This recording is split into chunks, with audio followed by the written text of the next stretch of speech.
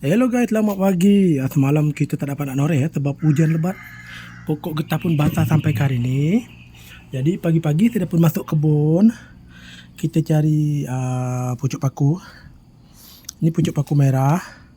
Ini pucuk paku hijau lah, atau yang ni dikenali sebagai pokok miding ya. Kalau kita orang panggil pokok lemiding, tapi orang panggil pokok miding. Pokok paku hijau ni saya tanam. Yang ni tumbuh liar. Kita ada jantung pisang. Yang ni jantung pisang,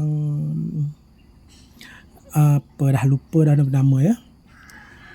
Pisang nangka. Yang ni pisang nangka, dan yang ni pula pisang berangan.